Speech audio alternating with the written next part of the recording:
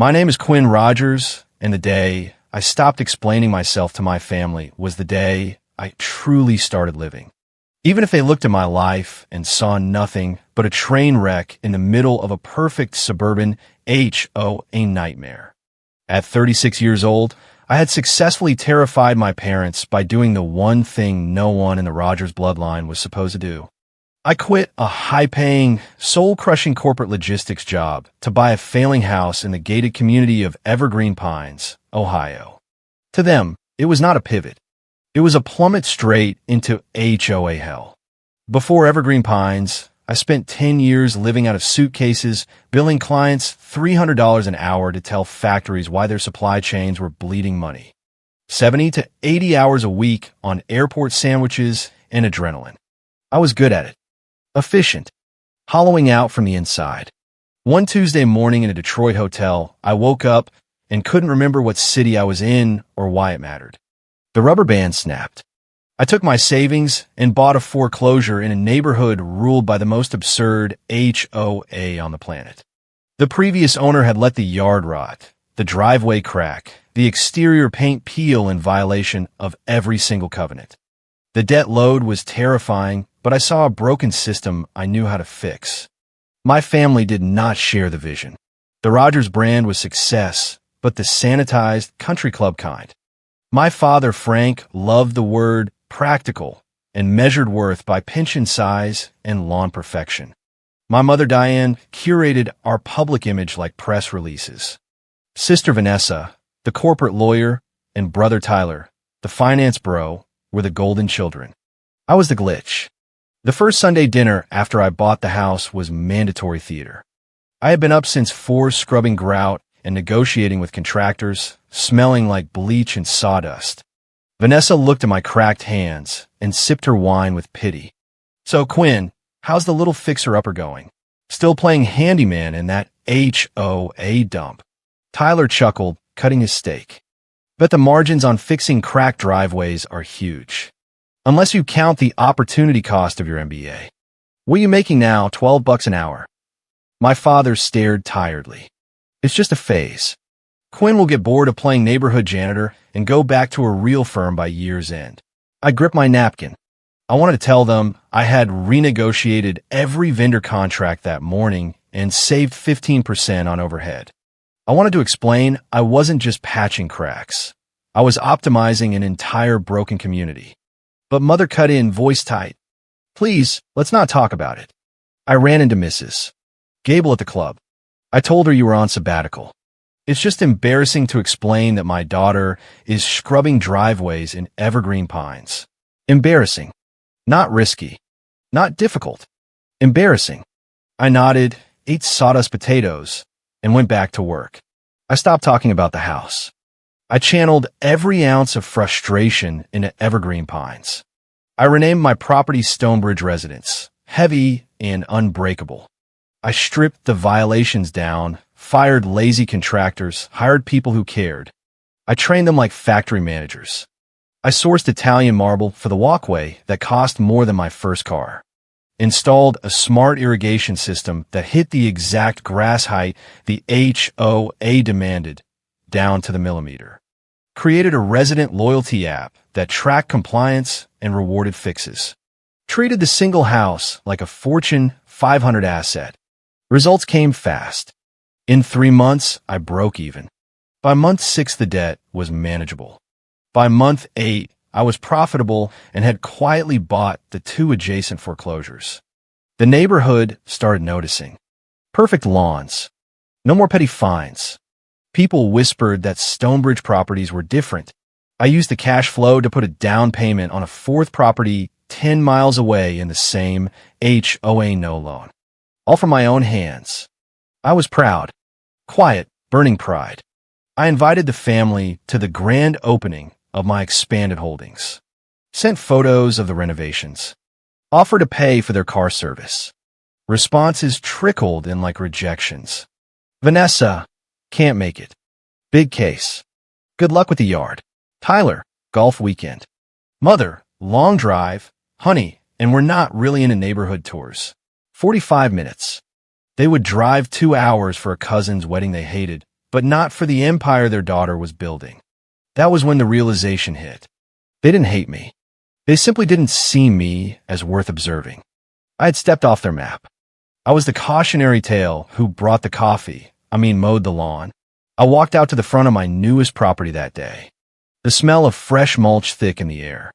My crew moved like a well-oiled machine, edging lawns, steaming pressure-washing driveways, smiling at neighbors.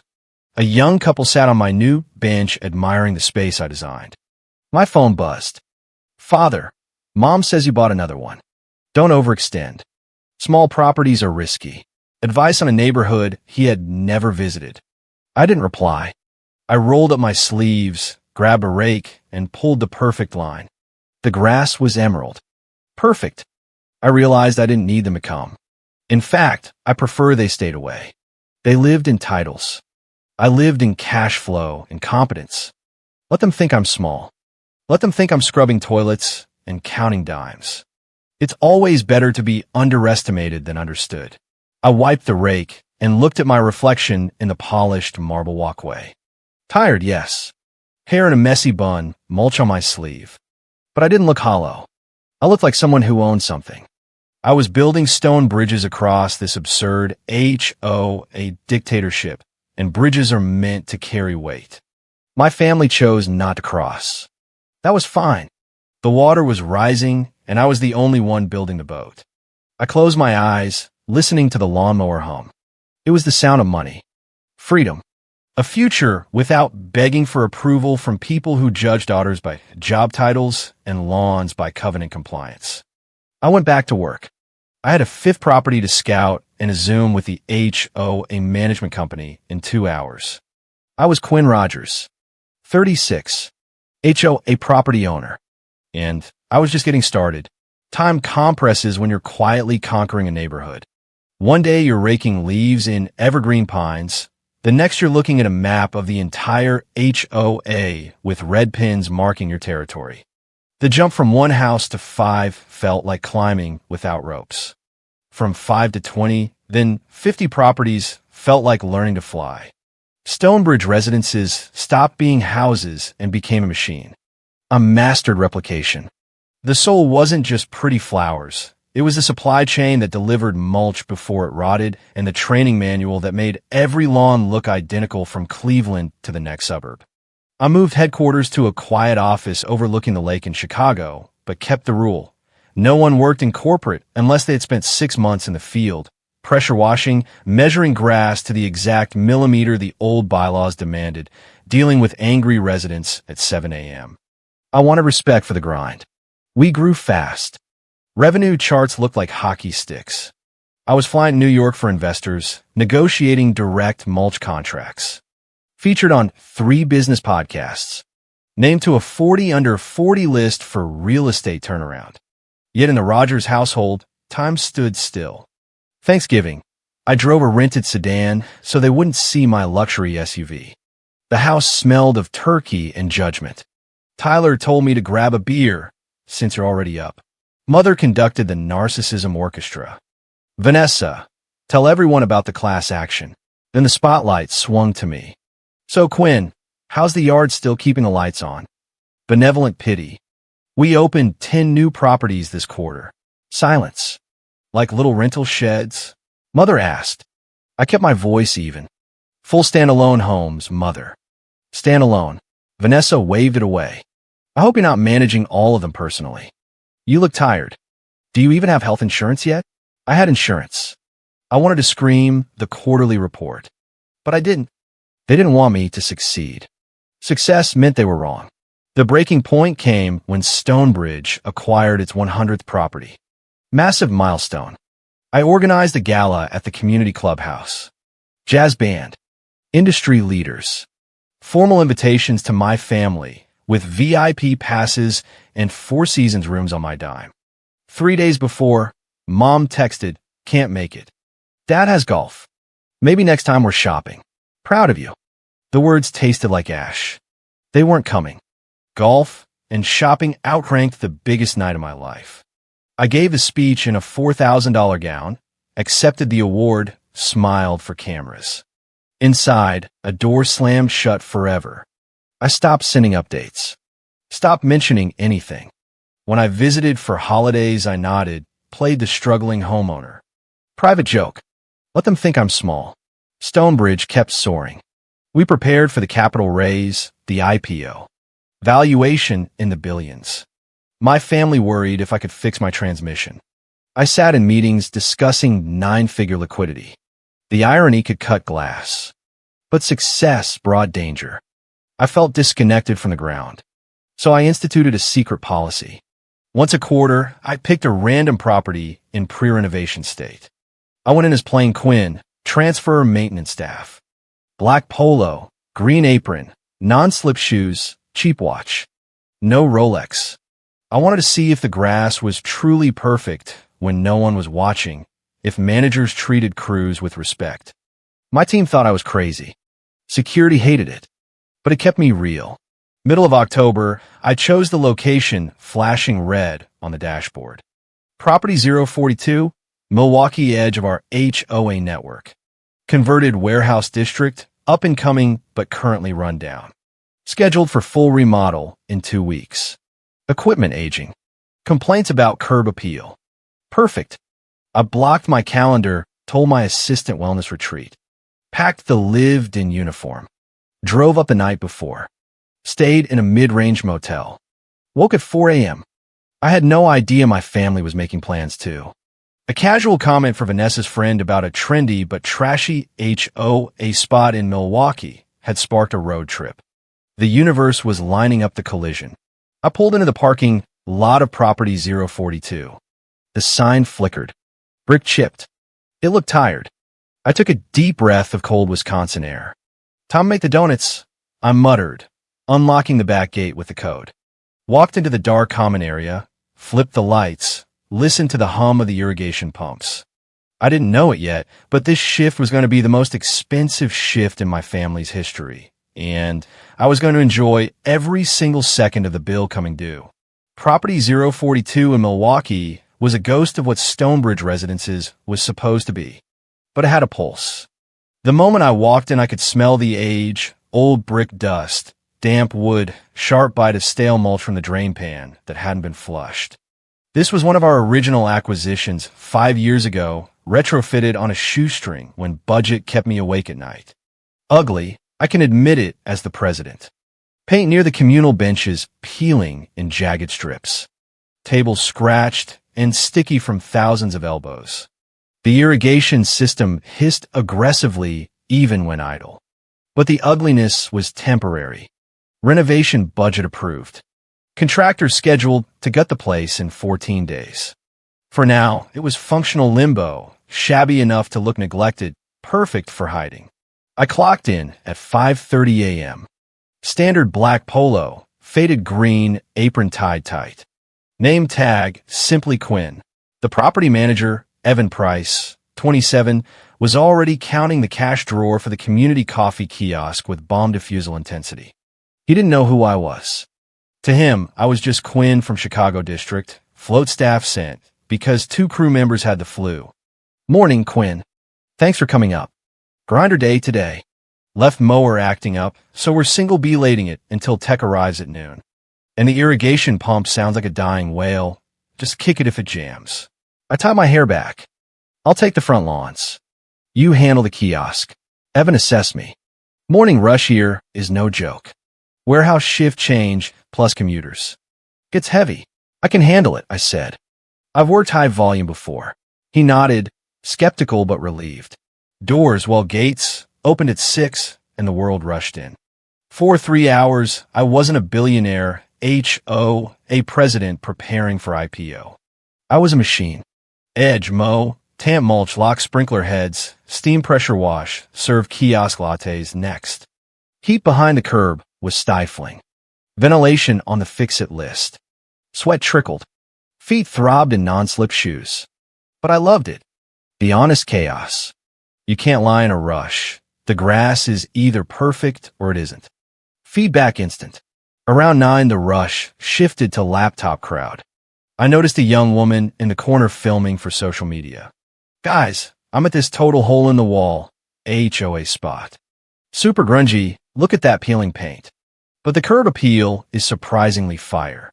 Called Stonebridge, but not the fancy ones. This one's vintage poverty chic. Vibing though. I suppressed a smile. Vintage poverty chic. Marketing would die. Her camera swept the scuff paths. Live. Everything real time. I bent over scrubbing the drip tray when the gate bell chimed. Welcome to Stonebridge, Evan called automatically. I didn't look up immediately. Then I heard the voice. Oh, good Lord. Look at this place. Frank, are you sure this is the right address? Blood turned to liquid nitrogen. I knew that cadence, that disdain-coated pitch. My mother. I froze, hands in the sink. Impossible. They lived in Ohio. They didn't come to Milwaukee warehouse districts at 10 a.m. Then the second voice. It says Stonebridge on the sign, Diane, but it looks like a dump. Maybe it's one of the bad ones. My father. I slowly turned off the tap. Dry my hands like a robot. Looked up. There they stood, penguins in a desert. Father in golf windbreaker, sneering. Mother clutching purse, as if peeling paint might steal it. Behind them, Vanessa in sharp blazer, Tyler in Patagonia vest on phones. I stood paralyzed. I had built a billion-dollar wall of silence. And they had walked straight through the front gate of the one place I thought I was invisible. Excuse me, Vanessa stepped to the kiosk. Do you have a restroom? And is it clean? Because looking at this, she gestured vaguely. Evan pointed politely. Mother approached next. Do you have just regular coffee? None of this fancy nonsense. Evan answered. They ordered. I stood 5 feet away in uniform. They didn't see me. They saw a worker. A shape in an apron. Mother's eyes swept over me once, glazed, moved on. Relief and humiliation twisted in my gut. Evan turned. Quinn, can you start the flat white? He said my name. Mother's head snapped. Really? She squinted. Recognition hit like a slap. Eyes wide. Frank, she hissed. Frank, look. Father looked. Blinked.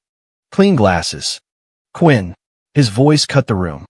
No running now. The test had begun. Hello, Dad, I said, voice scarily calm. Hello, Mom. Vanessa returned from restroom. Stopped dead. Tyler sensed tension. What is going on? Mother whispered, pointing. It's Quinn. She's working here. Vanessa marched up, heels clicking on worn concrete. Look me up and down, messy bun, sweat, coffee stain, Quinn name tag. Short, sharp laugh. Oh my God. You're actually doing it. I thought you owned the place or managed it, but you're literally mowing lawns and frothing milk. I'm working, Vanessa, I said, reaching for the portafilter. Can I get you anything? Tyler smirked.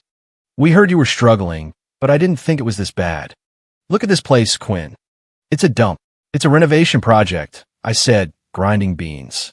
Father scoffed. That's a word for broke. Quinn, you're 36 scrubbing curbs in Milwaukee. Is this success? Evan stepped between us protectively. Please don't speak to my staff that way. Vanessa laughed. She's my sister, unfortunately. And we can speak to her however we want. I kept hands moving. Tamping.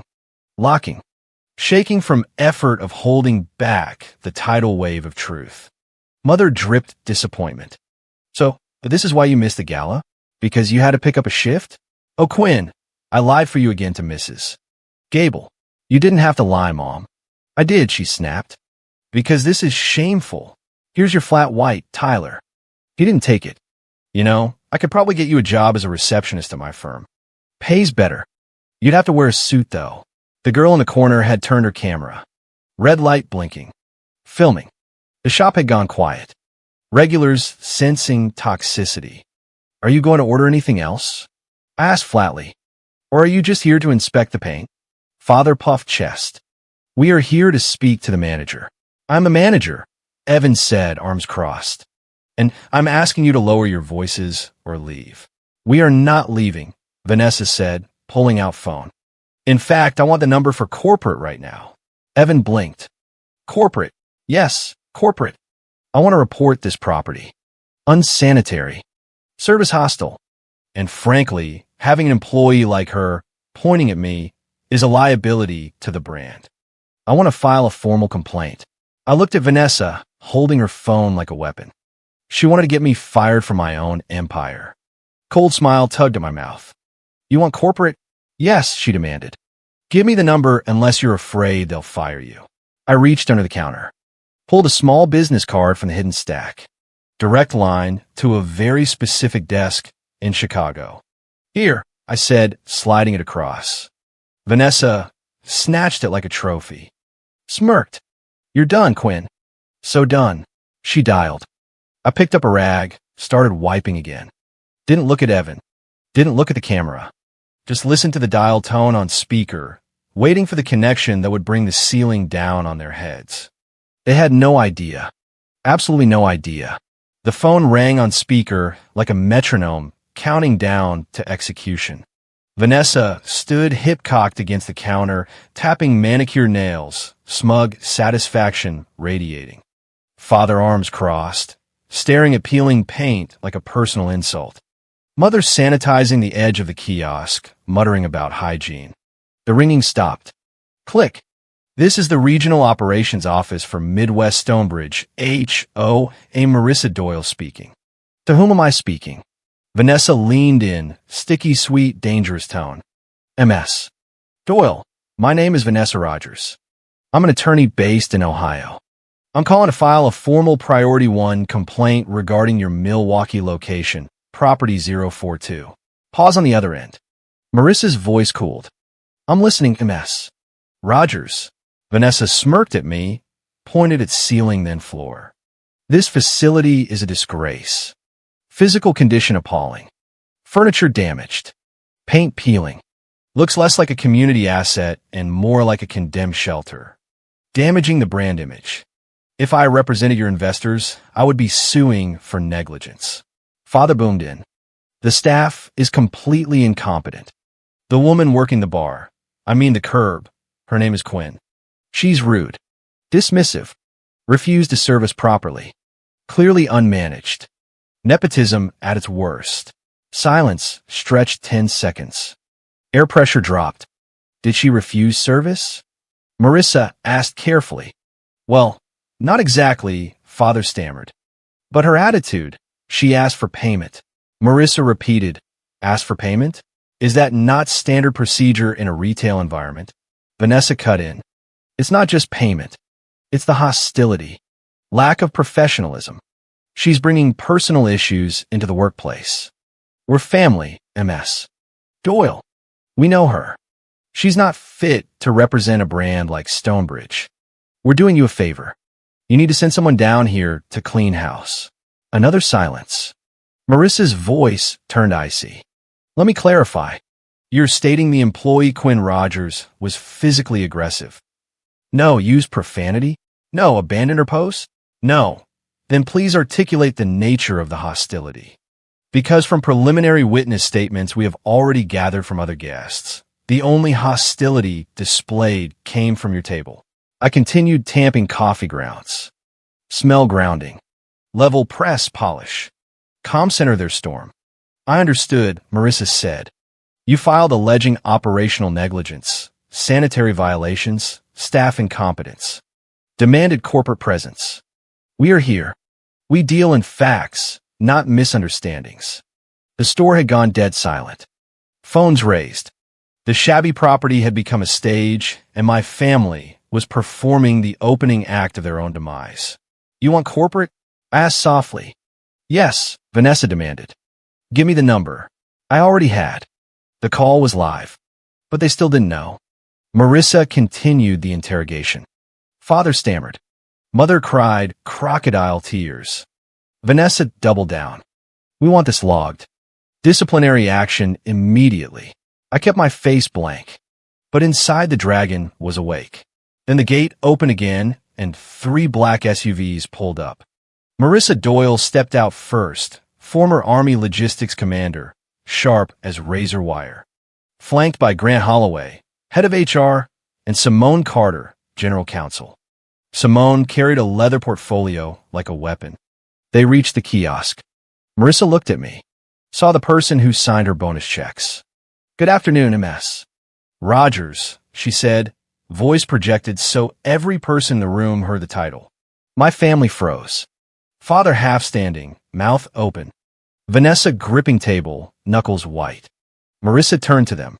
I am Marissa Doyle, Regional Operations Director. This is Mr. Holloway and Miss Carter. We are here to address the formal complaint filed regarding this location and its staff. Father cleared throat nervously. Now see here, there seems to have been a misunderstanding. We didn't realize who. Marissa held up a hand. Palm out. You filed alleging negligence, sanitary violations, staff incompetence. You demanded corporate presence. We are here. We do not deal in misunderstandings. We deal in facts. Marissa listed the timeline. Renovation budget approved 2 quarters ago. Permits pulled. The reason you view this as negligence is because you are not part of the operational chain of command. You're seeing a snapshot. We're seeing a timeline. Your assessment is factually incorrect and operationally irrelevant. Father deflated. Simone stepped forward like the sword. You identified yourself as the legal representative. Excellent. Then we can speak plainly. You allege the staff member, specifically MS. Quinn Rogers, was unprofessional, hostile, unfit. Please provide specific examples. Vanessa whispered. Did she use profanity? No. Refuse service? No. Threaten you? No. Simone prest. Then the only hostility came from your table. Grant added softly, looking at Mother. We understand you publicly disparaged the employee's job function. Mocked her uniform. Attempted to use your status as family to demean a worker you believe beneath you. Mother began to cry. We are proud of her. We didn't know she was the CEO. Grant finished for her. That is the problem, isn't it? You only offer respect when you think the person has power. When you thought she was powerless, you treated her with contempt. A murmur went through the crowd. Damn right. The construction worker near the gate muttered. The tide had turned. Tyler snapped. This is ridiculous. We're leaving. Marissa stepped aside. You are free to leave at any time. However, the investigation will conclude and consequences will be enforced regardless. Simone smiled terrifyingly. We are a private corporation. We have the right to refuse service to anyone who violates our code of conduct. Attempting to file a false report to get an employee terminated is malicious. I spoke up, walking around the kiosk to join them. Is that it, Vanessa? You wanted to teach me a lesson? Remind me I was still just the little sister who didn't make partner. I looked at them, deflated, weeping, stripped. Well, I learned the lesson. You don't respect the work. You only respect the title. You don't love the person. You only love the image. Marissa turned formally. MS. Rogers, we have sufficient grounds. However, given the severity, we need your directive on how to proceed. The room held its breath. This was the kill moment. I could ban them, sue them, burn their world. I looked at Mother, small and old. Looked at customers waiting for justice. Processed the footage. Archived the complaint. Commend Evan and his team. And regarding these customers, gesturing to my family, they were just leaving. They have a long drive back to Ohio and a lot to talk about in the car. I didn't ban them yet. I dismissed them with indifference. Worse than anger. Please go. You are blocking the flow of traffic, and we have a community to run. Just as my family reached the heavy glass gate, ready to escape, Simone Carter's voice sliced the air. One moment. There is one detail that does not reconcile with the facts. Father froze, hand hovering. Vanessa turned, face exhausted irritation. We are leaving, she snapped. The show is over. Simone corrected, heels clicking. The inquiry is closed. But the risk assessment is not. She stopped in the center. Looked at the peeling paint, then at her tablet map. This location is 4 miles off the interstate. Not near shopping or tourist spots. Yet you drove 2 hours from Ohio suburbs, bypassing 15 other Stonebridge properties to come specifically here, the one in pre-renovation state. Why? Father stammered. We were just driving.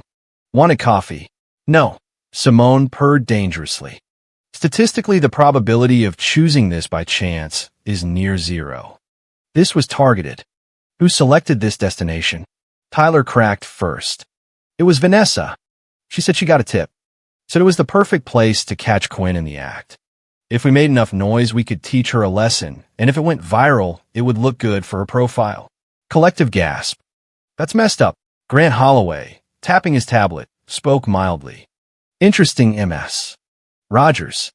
Your LinkedIn lists you as senior associate, but I'm looking at public Twitter interactions tagging Crisis PR Solutions. They specialize in creating scandals to force settlements. You sent an inquiry 3 days ago about rates for viral exposure of corporate negligence. Vanessa went pale. Grant continued.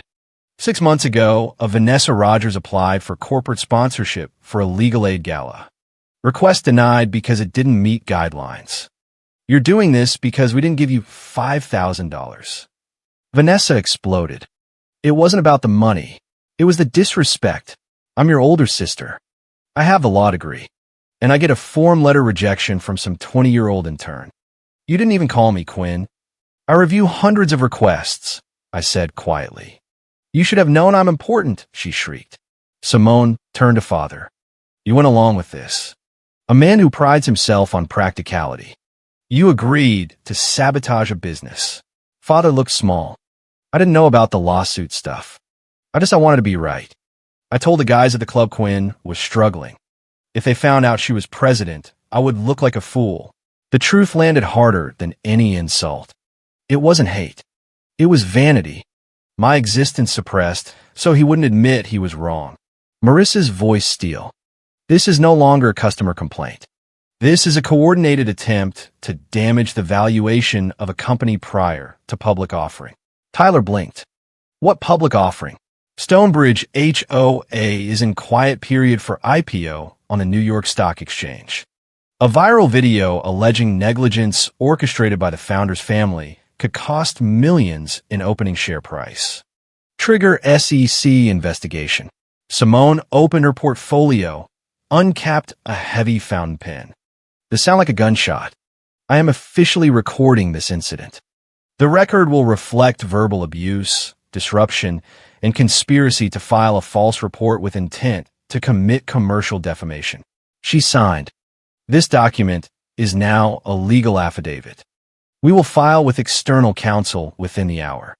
We will also be sending a cease and desist to the agency you contacted, MS. Rogers. Reality crashed. Vanessa trembled. Please, you can't file that. If my firm finds out, I could be disbarred. I'm up for partner next month. You should have thought of that before you dialed the hotline, Simone said coldly. Father pleaded. Quinn, tell them to stop. We're your family. Mother added. We will go home. Never mention this. Just don't make it official. Think of the neighbors. They weren't begging for forgiveness. They were begging not to get caught. Even now, it was about their reputations. The last tether snapped. I am thinking of the neighbors, I said, and my shareholders, and the 3,000 employees whose jobs rely on this company being stable. I looked at Marissa.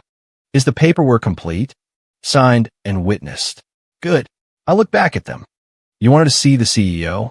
You're looking at her. And the CEO doesn't make decisions based on emotion. She makes them based on risk. Right now, the four of you are a liability I can no longer afford. Grant stepped up. Please ensure the trespass notices are prepared. I want them ready for distribution to the entire network by close of business today. Vanessa screamed, but we withdrew it. You chose to admit you were liars to save your skins, I said coldly. That admission is now the evidence we need to ban you for cause. Simone handed Vanessa the cease and desist. Private businesses reserve the right to refuse service to anyone who poses a threat. Your admission of premeditated conspiracy is more than enough grounds. Vanessa read the paper, hands shaking. Quinn, why? I'm your sister. Do you hate us this much? I don't hate you, Vanessa. I just don't trust you. You're being punished because you didn't know I was the president. You are being punished because you thought it was acceptable to treat a maintenance worker like garbage. Because your respect is conditional on a job title. I took a step closer. If I had really been the nobody you thought I was, you would have destroyed me today without losing a minute of sleep. The only reason you're crying now is because the gun you fired blew up in your hand.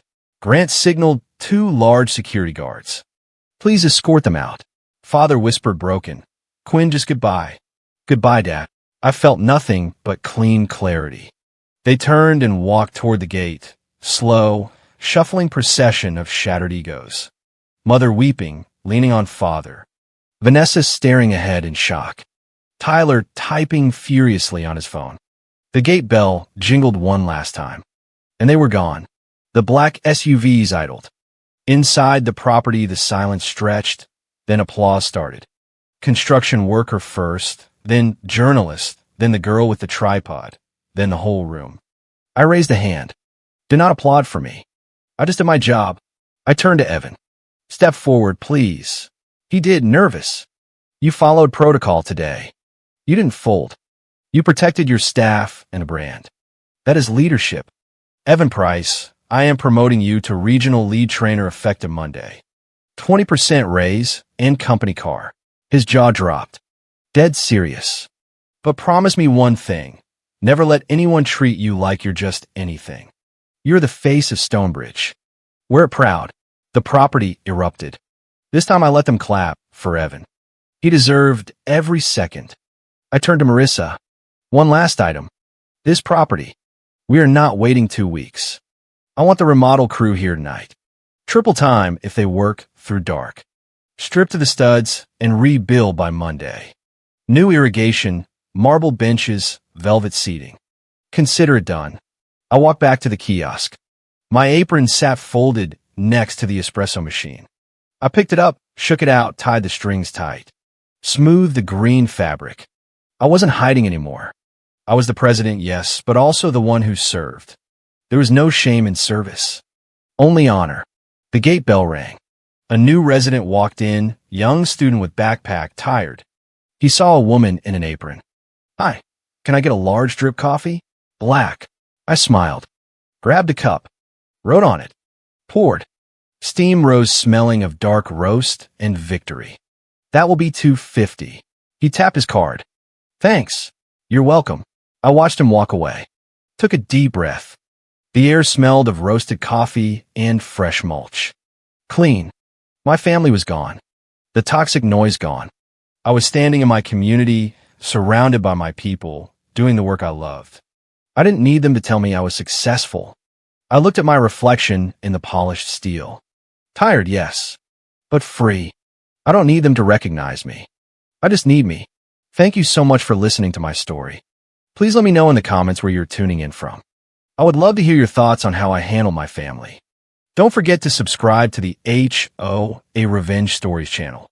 Like this video and hit the hype button to help this story reach more people who need to hear it.